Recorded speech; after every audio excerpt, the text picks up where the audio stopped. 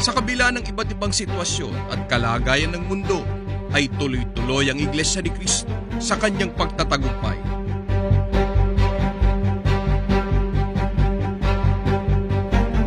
Kaalinsabay ng patuloy na pagdaragdag ng mga distrito eklesyastiko ng Iglesia ay ang patuloy na pagtindig ng mga bagong gusaling sambahan. Ang pinakabagong distrito eklesyastiko sa National Capital Region ay ang distrito ng Rodriguez. Nagpapasalamat po kami sa ating Panginoong Diyos at sa ating tagapamahalang pangkalahatan, ang kapatid na Eduardo Manalo, sapagkat dito po sa bagong distrito ng Rodriguez ay nabiyayaan po kami ng isang malaki at modernong gusaling sambahan sa lokal po ng Metro Manila Hills. Noong December 19, 2025, sa pagsambang pinangunahan ng tagapamahalang pangkalahatan ng Iglesia ni Cristo, ang kapatid na Eduardo V. Manalo ay itinalaga sa Panginoong Diyos ang bagong edipisyong ito. Napakapalad po namin na mga kapatid dito po sa lokal ng Metro Manila Hills. Sapagkat bukod po sa pinagtibay na ito ay maging isang ganap na lokal na nanggaling po sa lokal ng Bagong Buhay, ay pinagkalooban pa po kami ng isang bago, malaki at magandang gusaling sambahan. 1,070 ang seating capacity ng modernong sambahang ito na ginugulan ng Iglesia ni Cristo ng mahigit sa 145 million pesos. Maligayang maligaya po kami sapagkat lalong nahahayag sa dakong ito ang Iglesia ni Cristo. Kaya naman patuloy po kaming nangangako na gagamitin po namin ang gusaling sambang ito sa kanyang banal na kaukulan, pangunahin ang pagsamba sa ating Panginoong Diyos at sa lalong ikalalaganap ng Iglesia ni Cristo sa dakong ito ng Metro Manila Hills. 1.6 kilometers mula sa lokal ng Metro Manila Hills ay isa na namang malaking istruktura ng iglesia ang aabangan. Ongoing po ang pagtatayo ng isang malaki at modernong gusaling sambahan sa Caballero Extension, na ito po ay nagmula rin sa lokal ng Bagong Buhay. Ang malaking proyektong ito ay matatagpuan sa Barangay San Isidro, Rodriguez, Rizal. Dito po magkakasama po yung pong iba't ibang mga na-relocate po sa iba't ibang lugar po dito po sa Luzon. Pansamantala po, ang pagsamba po namin ay sinasagawa sa isang extension po. Dito lang po malapit sa tinatayong gusaling sambahan.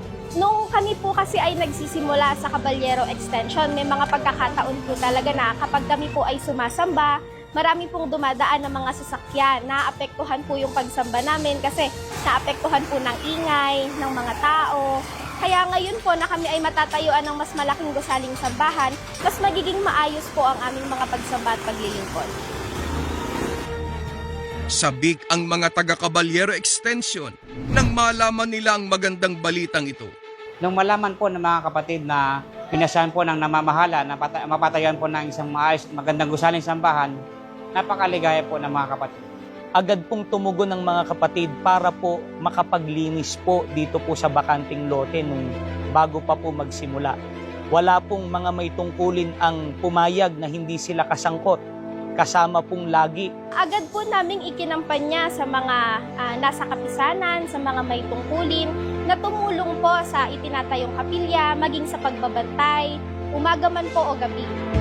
Sinimula ng proyektong ito sa Caballero Extension noong September 2024.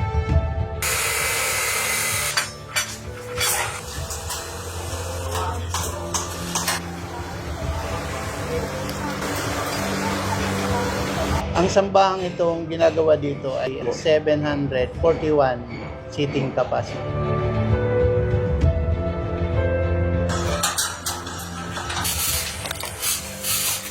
Total ng lot area ng project na ito ay 2,000 square meters.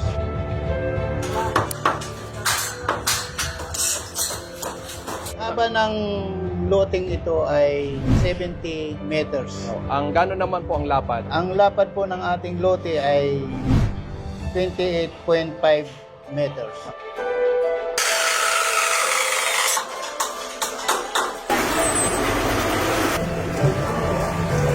Ano po ang kasalukuyan po natin ginagawa po ngayon? Sa kasalukuyan ngayon, ang ginagawa namin po ay nagbubuhos po kami dito po sa likod, ay binubuhusan po namin ng gibol. Kasunod po niyan, magkasabay pong bubuhusan itong sa harap na gibol din. Hindi po tayo mano-mano po rito, Hindi no? Ano po. ginagamit po natin? Opo, ang ginagamit po namin dito pagbubuhos ay ready mix.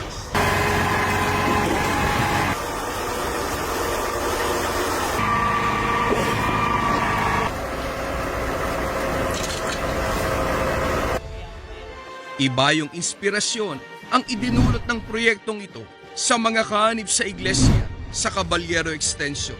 Lalo pa po silang naging eager para po makipagkaisa po sa lahat ng aktibidad ng pamamahala. Mas lalo pong nasabik yung mga kabataan, yung mga may tungkulin po na naririto. Yung iba po ay nainganyo na tumanggap na din ng tungkulin. Lalo pa po namin paigtingin ang gawaing pagbubunga po dito sa lugar po namin. Sapagkat ang mga kapatid po dito, sanay po sa pakipagkaisa po sa panawagan po ng ating namamahalan. Ilang panahon na lamang ay matutupad na ang pinapangarap ng mga kaanib sa Caballero Extension na ganitong kayarian ng bago at malaking gusaling sambahan. Nung una po, hindi po namin inaasahan na ganito po kalaki ang gusaling sambahan na ipagkakaloob sa amin. Sa atin pong pinakamamahal na tagapamahalang pangkalahatan, kapatid na Eduardo V. Manalo, maraming salamat po dahil nagutita po ninyo kami rito sa amin pong lugar.